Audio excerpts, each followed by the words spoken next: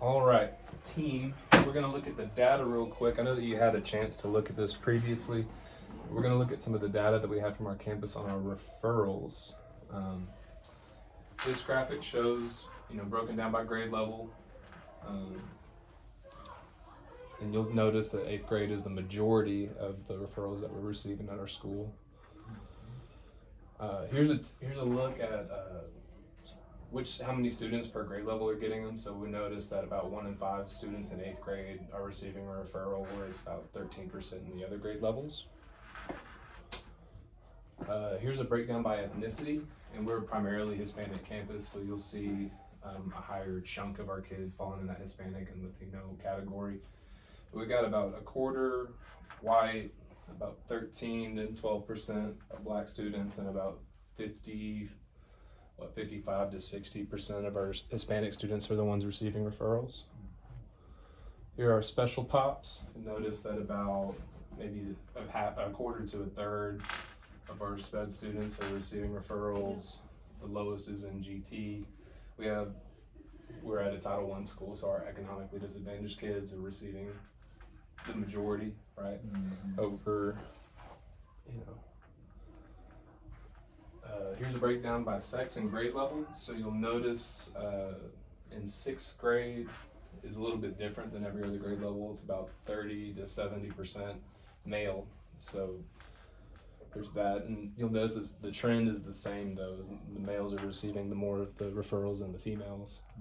And here's a breakdown by our most frequent. So I just kind of looked at everything and tried to fit it all on this slide, but these are our instances that are most common on our campus for those receiving referrals.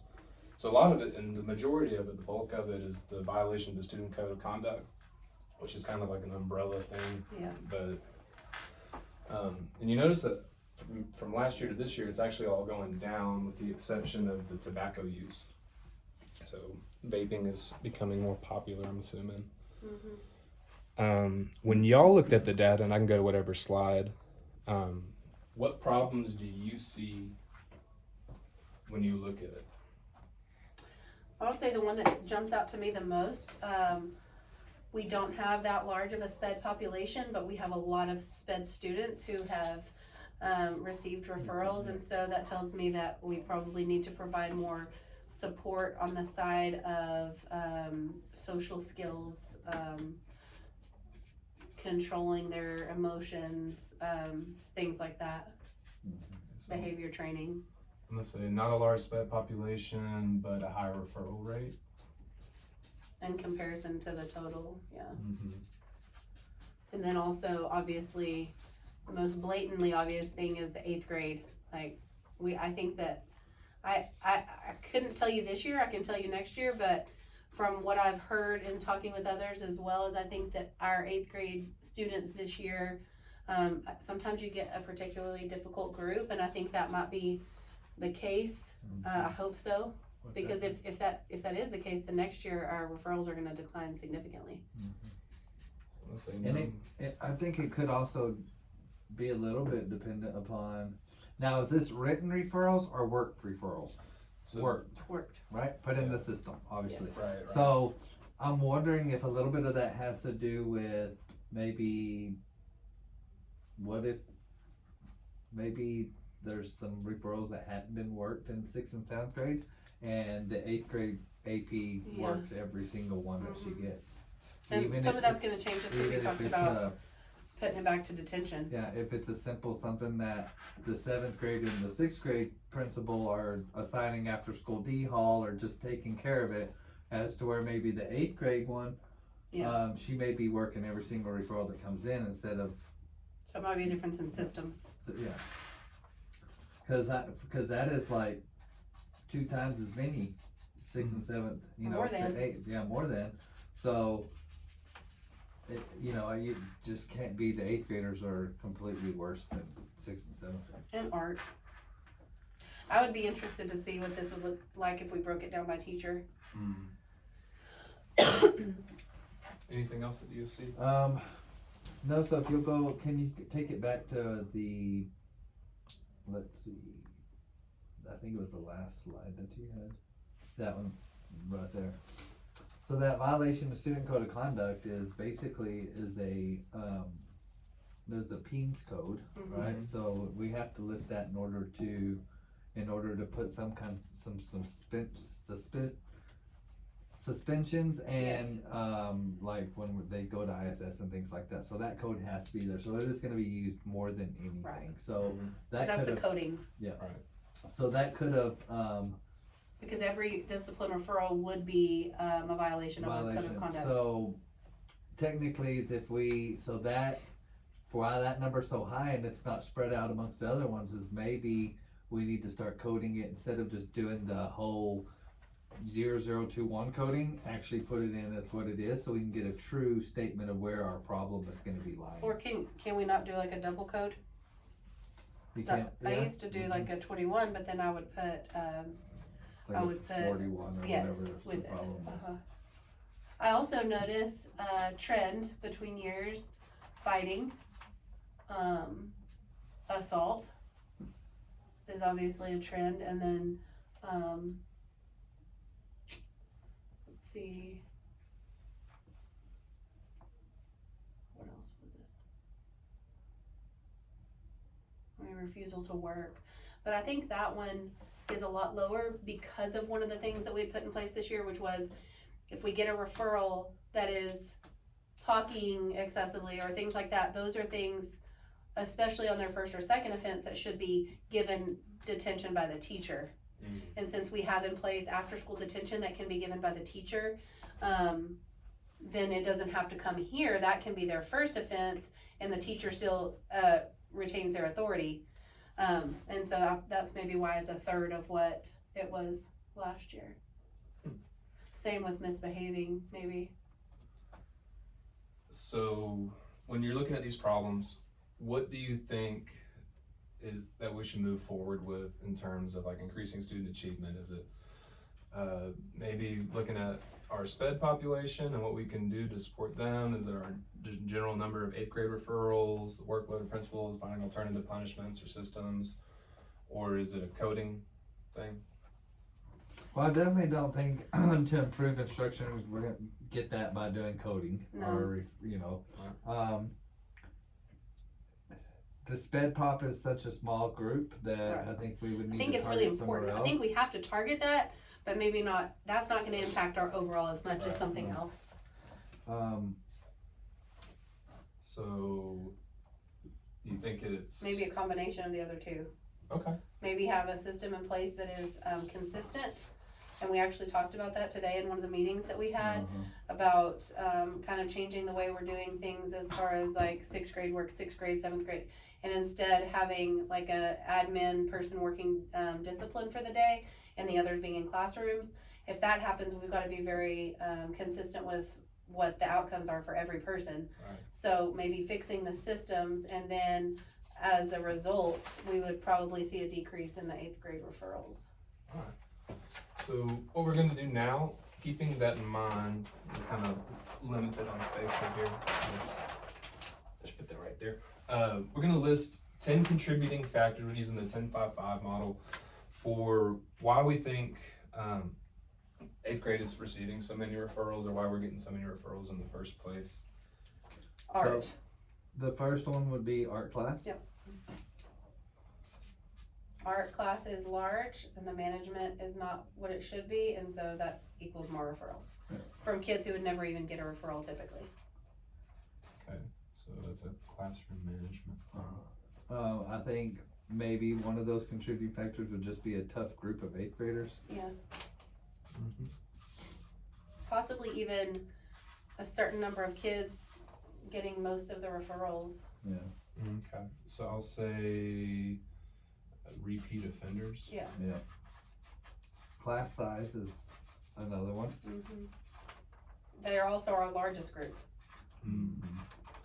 Class size, grade size.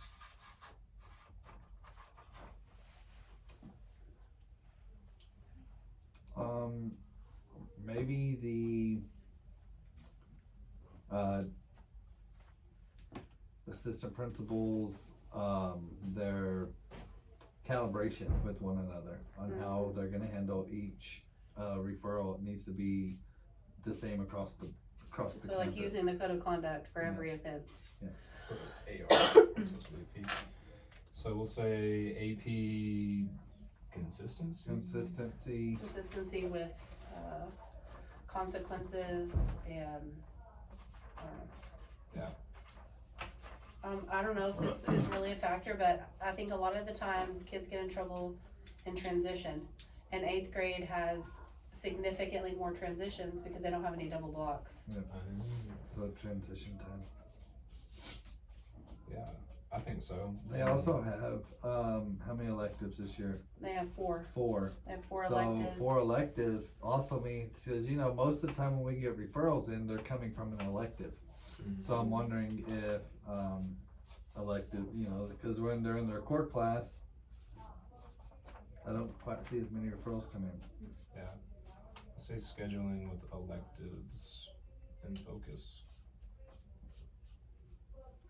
As an elective teacher, I can ask for that. I apologize for my handwriting too. No, it's fine. It's like doctors. I'm trying to think of what else. Cafeteria.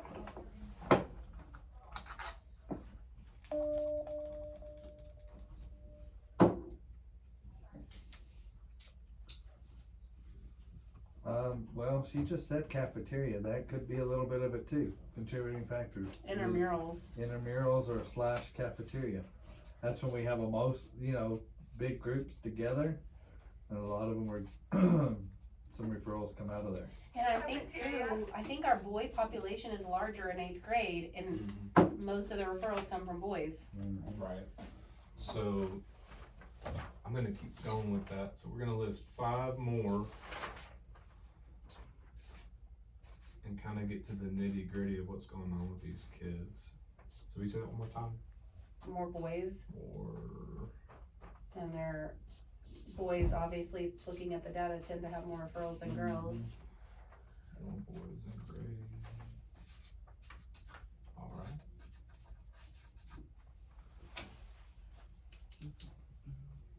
So we're looking at these 10 and narrowing it Or down just to the 5 top more? 5, or It's 5 kinda- separate? The 10-5-5 is kind of like just kind of getting like deeper into it, so it's just continuing to list them. So we could talk about things like home life, or even before and after school. Yeah, I was gonna say eco-dis, we have a large eco-dis, percentage. I think ours is over 60%.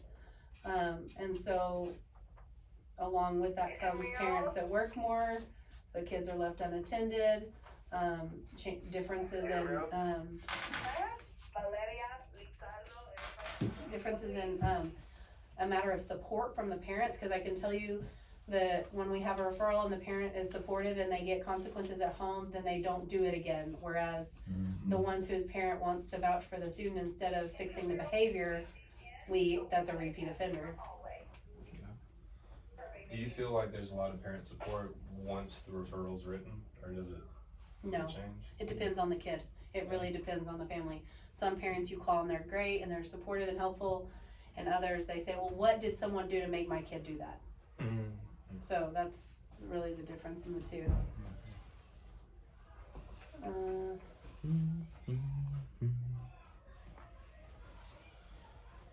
Maybe just a difference in teacher management in 8th grade. Like, I mean, it's probably, we'd have to really dive deep in to figure that out, but depending on the management in the classroom is gonna tell whether there's more referrals. Do you feel like, so we'll go ahead and list 5 more, and then we're done, I swear. But do you feel like the classroom management is kind of streamlined, or do you feel like every teacher is kind of all over the place? I think the intent is for it to be streamlined. I think different teachers have a different level of ability or knowledge in that area, and they just need growth. Okay. I think they start with the same premise in mind, but you know, it works better for some than others. Yeah. So I put teacher. I mean, we use management. CHAMPS, so that should be utilized. Everyone got the faculty handbook, which said exactly how the discipline should work. Not that it's gonna micromanage, you know, what's said in the classroom, but if it's this offense, then it needs to be detention. If it's this offense, it's a parent phone call, and what ultimately gets to the office. I said utilization of resources, because there are a lot of things that we incorporate Right. in terms of I management. think a big factor also is, when they're in the halls or when we looked at where most of this took place, a lot of it took place where we have assigned teachers to be on duty and them just not showing up. When they don't show up and things aren't monitored, then obviously kids have a tendency Makes a big to difference. Teacher monitoring. 3 more. It's kind of a struggle, but it does get you thinking. yeah. So hard there. Maybe even like teacher and student relationships, and then a fourth one, engagement. So the higher the engagement in the classroom, the less behavior issues. Mhm. And the school culture, the culture of the school. Yeah. How do we Students know what's gonna happen when they get Yeah. here. Culture, what was the other one you said? Engagement in the classroom. Engagement. can't act up if you're actively engaged. And fortunately, like, at least I feel like we have a pretty good attendance record too. So it's like it's not like the kids aren't coming to school; like they're showing up. All right, so we have our contributing factors. We've got 20 of them, Lord. Everything from the art room and having a tough group in general, paired with them being predominantly male. Things like transition time, teacher monitoring. So right now we're gonna look at it through the lens of like what the school can control. So do we have direct control over what goes on in the art We room? can Yes. control that. Can we control what group we have? Can we control who the repeat offenders are? Yeah, no, not well. That one's kind of, you could say either, because if the if the consequences are, I would You know- say in this situation, no, because I can't make little Johnny behave every single day. If he wants to sit in class, like I can give him consequences over and over again, but I cannot make him do the right thing. So Right. let's say no. I was kind of thinking like it's kind of like having a tough group. Like we don't get to pick what kids we get. Yeah. Can we control the class size? You probably have more power in that than I do. So I mean, in some ways, but we have that many kids no matter what, and we have an allotted number of teachers. Right. And same thing with grade size, Yeah. right? Can we control Yes. the AP consistency with consequences? Yeah. Yes. Can we control transition time? I mean, we could change the amount of time, but that's still when they get in trouble, so I would say no. Right. I feel like these are kind of paired together with teacher Yeah. monitoring. Yeah. Scheduling with electives and focus. No, because that's how it works. As they get older, they get more electives. Oh. Yeah, they get. Can we control what goes on in the cafeteria? Yes. yes. Intramurals? Yes. Can we control the more boys in No. 8th grade? No. No, I know y'all gotta go places. I'm trying to speed through this. No, I'm you're just trying good. to make sure the camera knows that too. Can we control the economically disadvantaged students that we receive? No. No. Home life situation? No, we would really like to though. That would fix a lot of things. Right. Can we control parent support? No. Teacher management. Yes. Yeah, you can do that. Utilization of resources, and that's from a teacher's perspective. Yeah. So that kind of goes hand in hand. Teacher monitoring, we said yes. Yes. Teacher-student relationships. Not re- I I mean, mean, we can the encourage teachers it, can. but we can't. I can't make you have good relationships with your kids. I don't know that I could control that. Yeah. I can give you ways to build that, but I don't we think could we can control set that. the tone or provide. I don't know. It's just hard. Resources. Part of that's like a personality thing. Some people just more Mhm. easily develop relationships with their students. Go ahead and cross it off. Engagement in the classroom Yes. Yes. and culture. Yes. All right. So, last one. So, art room. Of all of the ones that we didn't cross out, which do you feel are the higher or the highest leverage choice that we can focus on to change? Engagement, Engagement, culture, culture, teacher management. and teacher management. Which, if you had to pick one, which one? Only Oh, out one? of all of them, just one? Mhm. Oh, I would probably say, so it's gonna, for me, it's gonna be between, engagement in the classroom and teacher management. Now, you can't have engagement in the classroom if you don't have management first. Right, it's kind of like a chicken and the egg Yeah. thing. But, and if you don't have school culture, then you can't really have much of anything either. So I would go with, if we had to put one in place in order to fix this whole problem, I'd probably go with teacher management. I was thinking culture. Well, just I like the because culture culture too, is but everywhere in the entire building, teacher management is just. in a few select teachers Yeah. that are having problems. But if I don't know, it's we, hard. but we could put teacher management under culture. So if we choose this, then teacher management could be part of what we do, right? Yeah. To fix it. So we can just kind of like tag team it, right? And engagement just goes right along with it. So yeah, Right. I mean, I don't know. I was just saying, like, if we chose culture as our overarching thing, then one of the things we do to fix our culture is improve teacher management. You know? So if we were, and we're going to go into the 5 whys. So you just said about talking about fixing the school culture. Why do you think the school culture is where it is right now? Like, do you think it's just kind of like the build over? Because we've, historically we've had a lot of principals come through and they don't have like the longest tenures here. But why do you think the school culture kind of is, or where does our school culture come from? It's the lack of buying into the expectations, and I think because of exactly what you said, they've had multiple principals, so that means multiple changes, so they just think, well, I'm the constant factor, I just ride this out, and then someone new's coming.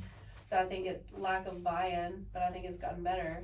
And we're all new this year, so, And even learning it. Yeah, I mean, Admin, and I'm just gonna throw in teachers as well. Alright, so here's another one. Why do we feel like we could improve our engagement in the classroom? What's going on in there? well, that engagement can be improved by learning new strategies, learning new methods on how to deliver instruction. What makes it, instruction be effective? So there's different, you can train someone you could teach someone how to engage students in the classroom. you That's can, but I something- think it also comes with who they are, If and what want they, to like, be- if they believe in our mission.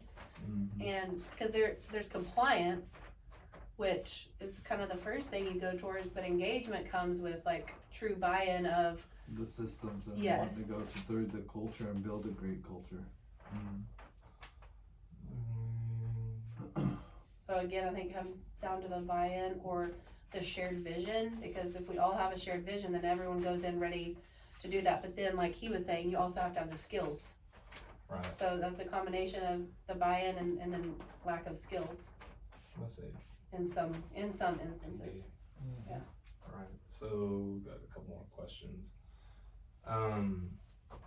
This isn't a why question, but what are we doing to support these teachers? Like you kind of mentioned, how it's kind of the same teachers having the issues. So what are we doing as a campus to support those teachers? Well, right now we've got a lot of coaching in place, more coaching than this campus has ever had. We have 6 administrators. We have 4 MCLs and 2 instructional coaches. So, like just speaking of art, we don't have any MCL or anything like that over art, but we took one of our ICs because we have MCLs in math and ELAR. Said, we need you to focus on art so we can really get this under control. So it's just, I mean, there's that support through coaching and time. Right. I think along with that is the PLCs. There's a PLC every day for core. So a lot of opportunities to learn. I think the thing missing is really the willingness or the buy-in again. What do you think? I like that, yeah. PLC is important. Through there, we get in coaching sessions through our teachers, which is overall going to help improve that. So, and this is kind of where I'm struggling, because I'm trying to like listen to y'all and think, you know, what are we doing on campus as well, and kind of applying it. But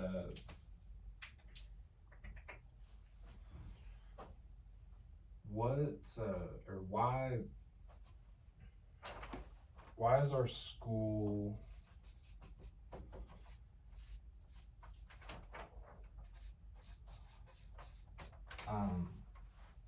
we kind of historically have, you know, we used to be called Hood, we changed our name. Why do you think our community isn't buying in? I think, like, kind of like you said, because that's what I was just kind of thinking, like, everything we've talked about so far is a lot of starting with adults, but also we've got to get buy-in from kids, the community, parents, families. If we had that buy-in, that would make huge changes as well. And so I think there's been a reputation, whether you change a name or not, the reputation's still there. And the fact that we've had a lot of turnover with principals, kind of, that was the first question I got asked is, there have been, you know, 4 principals in the last however many years, like, why are you gonna stay? What's gonna be different, you know? Mm-hmm. So I think. And then to go along with that, like half of our parents, they went to school here when it was called Hood. And I've heard a lot of them make that comment, well, this school will always be Hood because it was Hood when I was here. And they know what it was like. So when we came in and we created the new vision and mission statements, and we tried to build the school culture, then half the parents haven't got on board with that because they're still thinking, well, it's how it was when I was there because that was Hood. That's always going to be Hood. That's just what that school is. So, And I think too, like, I mean, you know how in everything, like, you've got to have a lot of positives to overcome a negative. Mm-hmm. And the same thing happens, like, what do you see on social media? You immediately see the negatives. You don't see the great things that are going on here. So the parents and the community start to feed off of social media and what they're seeing. So we try to put out the positives on the social media from the campus side, but you've got to do a lot of positives in order to outweigh the parents and the community putting out those negatives. All right, so that about wraps us up. I'll short us on the one more why. I know y'all got places to be, but so we identified some problems looking at this data. We said that the 8th grade referrals were larger, and that was an issue. Also, the alternative punishments and systems that we were using to kind of help these students needs to be more consistent. And then we listed contributing factors about, like, why are we getting so many referrals? We identified several, right? And it's all different areas of the school is kind of what it looks like to me. It looks like areas and then like management techniques. From the art room, cafeteria, and intramurals to management and engagement and the culture that we have all within our school. And then we kind of delved out, you know, why we think we are where we are and what steps we can do to, you know, improve our referral numbers. So moving forward, I mean, that'll be our next meeting is our team meeting will be to look at, you know, what steps we can take and what is going to be the highest leverage thing that we can do to help improve our kids and our campus. So thank y'all for coming. Thank you. That's about it for me. all right.